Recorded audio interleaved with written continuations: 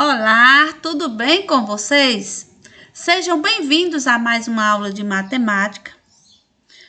Hoje nós vamos retomar alguns objetos de conhecimento a partir da resolução de situações e problemas. Então, para facilitar na atividade, eu trouxe algumas estratégias para seguir na resolução, porque facilita a compreensão ao resolver uma situação, problema. Então, gente, prestem bastante atenção. Para resolver uma situação, problema, precisamos seguir algumas etapas, que são elas: a compreensão do problema, quando fazemos a leitura, a elaboração de um plano de solução, a execução do plano, a verificação ou a retrospectiva e a emissão da resposta final. Então, vamos seguir essas etapas passo a passo. Primeira etapa, a compreensão do problema. Como é que fazemos para compreender o problema? Primeiro, leitura e interpretação cuidadosa do problema. Quais são os dados e as condições do problema? Depois, o que se pergunta no problema? É possível esboçar uma figura, um diagrama ou uma tabela? É possível estimar uma resposta? Então, gente, na primeira etapa, para compreender, temos que fazer essas indagações.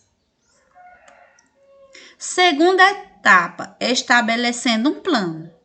Então, como é que nós estabelecemos esse plano? Qual é o seu plano para resolver o problema? Encontre a conexão entre os dados e a incógnita. A incógnita, gente, são as informações numéricas da situação e qual é a operação que você precisa realizar para resolver essa situação. Tente organizar os dados em tabelas, em gráficos ou diagramas. Aí resolva o problema por partes. Então, gente, para se ter um bom êxito na resolução de problemas, precisa seguir esses passos.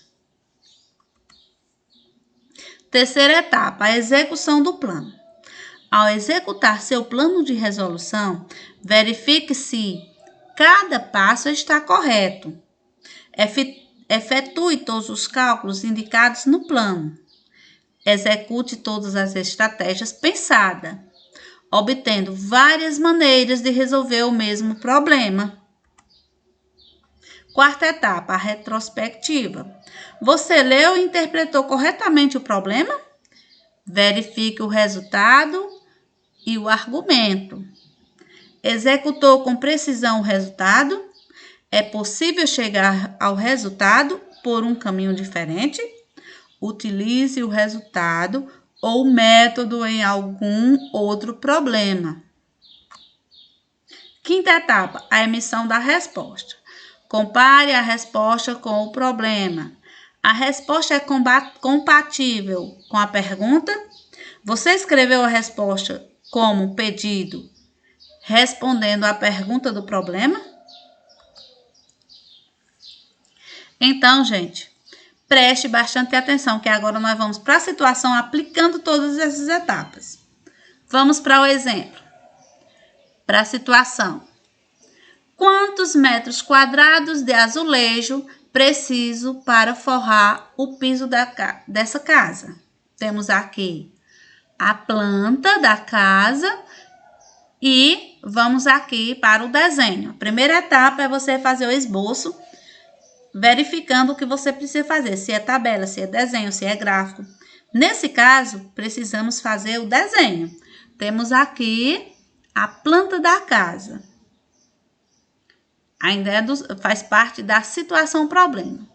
Essa planta dessa casa tem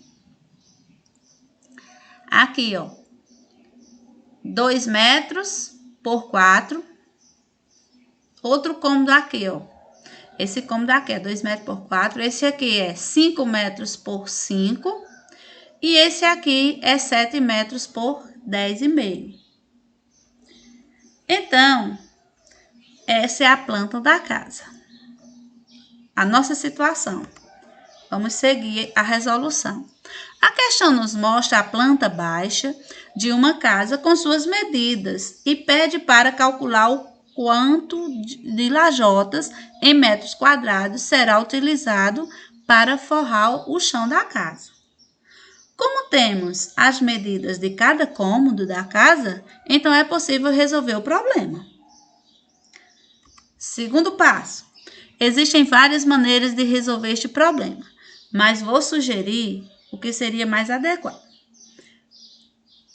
Calculamos a área de cada cômodo e, ao final, somamos os valores para obter o valor total. Este seria o nosso plano. Então, o cômodo cinza é o pátio, mede 2 metros por 4 metros. Totalizando, é só multiplicar, gente. 2 vezes 4, 8. Então, ele tem 8 metros quadrados. O cômodo azul, o quarto 1, mede 5 metros por 4. Totalizando, é só multiplicar. Ó. 5 metros vezes 4 metros, 20. M vezes M é M ao quadrado, 20 metros quadrados. O cômodo verde, o corredor, mede 5 metros por 1,5. Multiplicamos 5 vezes 1,5, dá 7,5 metros quadrados. O cômodo vermelho, que é o quarto 2, mede 5 por 5 metros. Totalizando, multiplicando aqui, gente, ó, 5 vezes 5 dá 25 metros quadrados. O cômodo amarelo, que é a cozinha, mede 7 por 10,5. Multiplicando 7 vezes 10,5, dá 73,5 metros quadrados. Obtivemos alguns valores por dedução. Então, gente, observando a planta aqui na situação problema, vocês viram que aquele não apresentou a medida, mas nós temos aqui que essa largura mede 2 e esse comprimento aqui mede 5. Então, dá para deduzir que aqui é 5 por 2. Certo? Aqui dá para deduzir também, porque aqui mede 5 e aqui 5. E o total mede 10,5. Se aqui mede 4, desculpa, aqui é 4 e aqui é 5. O total mede 10,5. Então, 9 menos 4 dá 1. E 10,5 menos 9 dá 1,5. Então, deduzimos que esse corredor mede 1,5 por 5. Isso aí são as deduções que você tem que observar na situação, ok? Então, vamos continuar para o nosso segundo passo. Somando os valores. Então, nós já obtivemos a medida de cada cômodo, agora é só somar todos eles. Somamos 8 mais 20 mais 7,5 mais 25 mais 73,5, deu 134 metros quadrados. Portanto, o valor total de lajota a ser utilizado será de 134 metros quadrados. Como havia dito, existem outras maneiras de se resolver o mesmo problema. Por exemplo, como os quartos e corredores e a cozinha formam um grande retângulo, podemos calcular a sua área e somar com as áreas do pátio. Outra estratégia. Por exemplo, ó, o grande cômodo vai ser 12 metros por 10,5, que vai totalizar em 126 metros quadrados. Mais o pátio, medindo 2 por 4, que vai totalizar em outros 8 metros quadrados. Somando os dois, fica 134 metros quadrados. Outra estratégia para se obter o mesmo resultado. Confirmando, assim, a nossa resposta anterior, que é o outro passo de se obter a resolução do problema. É você comparar com outra forma de resolver.